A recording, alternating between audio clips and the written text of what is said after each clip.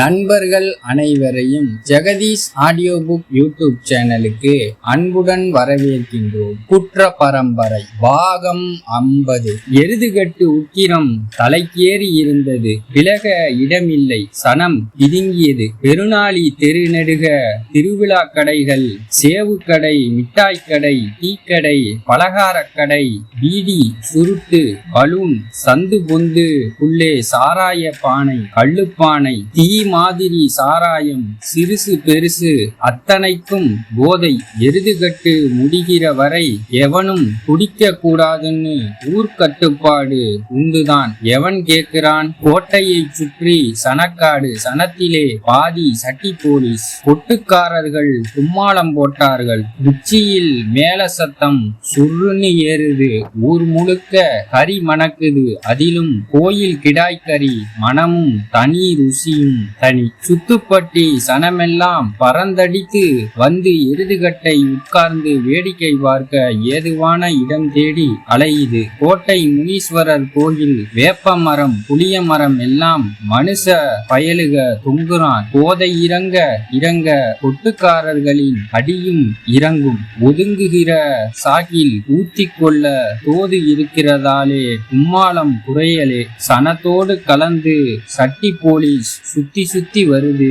வெளியூர்காரனுக்கு வெள்ளைக்கார போலீஸ்களை பார்க்கிறதே ஒரு வேடிக்கையாக இருந்தது. இந்த வருஷ எருதுகட்டிலே புது காலை தெரிந்தது. சுத்துப்பட்டியில் இருந்து வேடிக்கை பார்க்க வந்திருக்கும் சொந்தம் சுருத்துகளை கறியும் சோறும் திங்க வரச் சொல்லி கையை பிடிச்சு இழுக்கிற போதைக்கார ஆளுகள் கூத்து ஒரு பக்கம். அட வாங்க மச்சான், வந்து கை நனைச்சிட்டு போங்க. சாராயம் வேணுமா கல்லு வேணுமா? சாராயத்துக்குத்தான் கறி இழுக்கும். பெருநாளி தெரு புழுதி புரண்டது. இந்த வருஷ எருதுகட்டிலே எத்தனை காலை விளையாடுதாம்? 7. மாடு பிடிக்கிறது கொம்பூதி ஆளுகதானே. அப்புறம் கொம்பிலே விழுந்து சாகிறதுக்கு கொம்பூதிக்காரனை விட்டால் எவன் வருவான்? கூட்டத்துக்குள் குதிரை போலீஸ் நுழைகிற போதெல்லாம் சனம் பதறி விலகியது. கருமல் காலை ராமு வந்தாச்சா? காவல்கார வீட்டு தொழுவத்திலே நிற்குது. காவல்கார வீட்டு தொழுவத்தை சுற்றி சனம் முண்டியது. விளையாட வந்திருக்கும் 7 காளைகளில் 6 வரிசையாக கட்டி கிடக்குது. ஒரு காளை மட்டும் தனியா நிற்குது. அதுதான் கருமல் ராமு. ஆட்டு ஈரல் நிறம், வெட்டறிவாள் மேனிக்கட்டு, சாதி பாம்பின் முக வெறிப்பு, மாலை மாலையாக உடல் கேட்கும் கொம்புகள். ஆத்தாடியோ, பார்க்கிற சனத்துக்கு உள்ளரித்து கச்சேரி நிலவரம். எருதுகட்டு பாதுகாப்புக்கு வந்த மாதிரி தெரியல.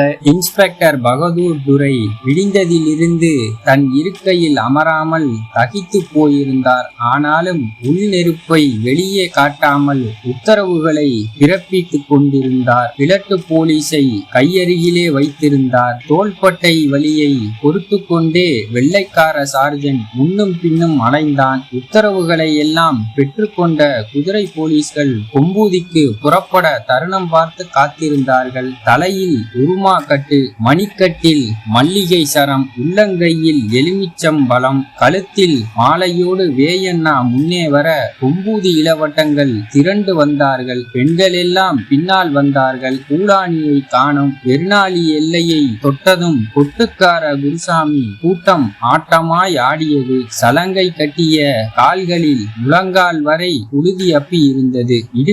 இடுப்பில் பொட்டோடு மடை தண்ணீராக பாய்ந்தார்கள். சுழிக்காற்று சருகாய் சுழன்றார்கள். கடை தெருவுக்குள் நுழைந்து கச்சேரியை கடந்துதான் கோட்டைக்கு போகணும். போகிற போக்கில் வேயண்ணா கச்சேரியை ஒரு பார்வை பார்த்தார். கச்சேரி நிறைய போலீஸ் கூட்டம். உடன் வந்த முதல் கரை தங்கசாமி வேயண்ணாவின் தோளாரம் குனிந்து, இவ்வளவு போலீஸும் எருதுகட்டு பாதுகாப்புக்கு வந்திருக்குது. கொட்டு சத்தத்தையும் மீறி காதில் விழும்படி சொன்னார். கொட்டு மரியாதையோடு கொம்பூதி ஆட்கள் வருகிறார்கள் என்பது தெரிந்ததுமே பகதூர் துரை திண்ணையில் நின்று பார்த்தார். கிழட்டு போலீஸ் கள்ளத்தனமாய் சிரித்தார். எசமான், அடுத்த மாதம் வரப்போகிற ஆயுத பூஜையை நம்ம கச்சேரியிலே இன்னைக்கே கொண்டாடிவிட வேண்டியதுதான். தமக்கு நடுவே நின்ற கிழட்டு போலீஸின் வலது தோளில் இன்ஸ்பெக்டர் பகதூரும் இடது தோளில் சார்ஜென்டும் தட்டி கொடுத்தார்கள். மேலும் உற்சாக உற்சாகமடைந்த கிழட்டு போலீஸ்,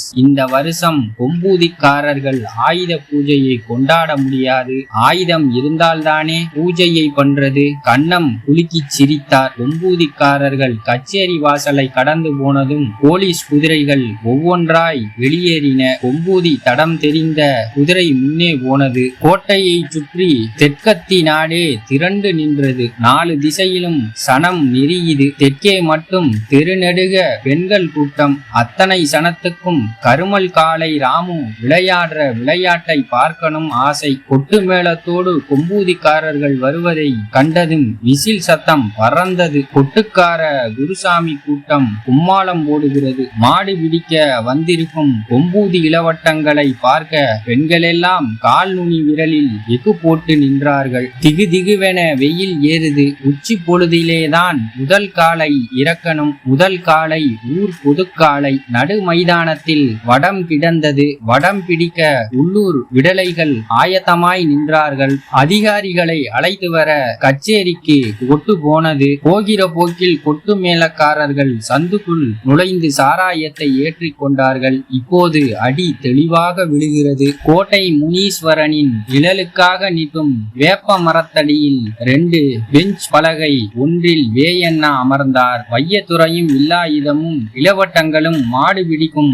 நுணுக்கங்களை சொல்லிக் கொண்டிருந்தார்கள். வெள்ளைக்கார சார்ஜென்ட் கிழட்டு போலீஸ் சகிதம் கொட்டு மரியாதையோடு வந்த இன்ஸ்பெக்டர் பகதூர் மற்றொரு பெஞ்ச் பலகையில் உட்கார்ந்தார். பகதூரை வேயண்ணா திரும்பி கூட பார்க்கவில்லை. வேயண்ணாவுக்கும் பகதூருக்கும் நடுவே முதல் கரை தங்கசாமி உட்கார்ந்தார். கிழக்கே சனி மூலையில் கோட்டை கிணறு வழியாக முதல் காலை இறங்கியது. 4 பேர் கூடி வடத்தை தூக்கி காளையின் கழுத்தில் கோர்த்து முடிந்தார்கள். வடம் பிடிக்கும் விடலைகள் இங்கிருந்தே விசில் அடித்தார்கள். கழுத்து பாரம் தாங்க முடியாமல் மாடு திருகியது. மாட்டுக்காரன் மூக்கணாங்கயிற்றை அவிழ்த்து விட்டென உருவியதும் தார்கம்பால் பின்தொடையில் ஓங்கி ஒரு அடி அடித்தான். காளை ஒரு துள்ளு துள்ளி ஓடி மண்டியிட்டு கொம்பு மண் எடுத்து நிமிர்ந்து சிலிர்த்தது. எருதுகட்டு விளையாட்டை இதுவரை பார்த்திராத பகதூருக்கு எல்லாமே வேடிக்கையாகவும் திகைப்பாகவும் இருந்தது. கிழட்டு போலீஸ் காதோறும்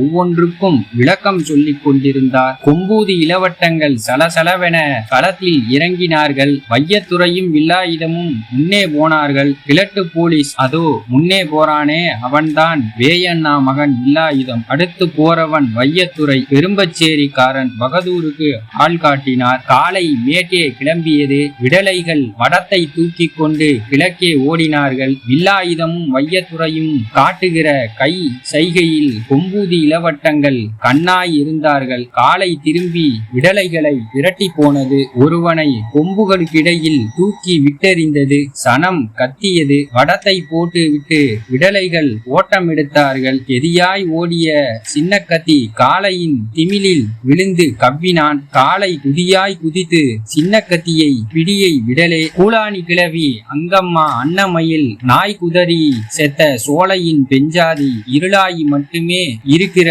கொம்பூதி கிராமத்துக்குள் நுழைந்த போலீஸ் குதிரைகள் மந்தை திடலில் வட்டம் அடித்தன. முன்னங்கால்களை தூக்கி கனைத்தன. திமிலில் விழுந்து கவ்வி காலை விழுத்தாட்டிய சின்ன கத்தியை தோளில் தூக்கி வைத்துக் கொண்டு இளவட்டங்கள் ஆட்டம் போட்டார்கள். கொட்டுக்காரர்கள் கும்மாளமிட்டார்கள். சனி மூலையில் 2வது காலை இறங்கியது. இந்த கதை தங்களுக்கு பிடித்திருந்தால் தொடர்ந்து எங்க சேனலுக்கு சப்போர்ட் கொடுங்க. லைக் பண்ணுங்க, கமெண்ட் பண்ணுங்க, சப்ஸ்கிரைப் பண்ணுங்க. நன்றி, வணக்கம்.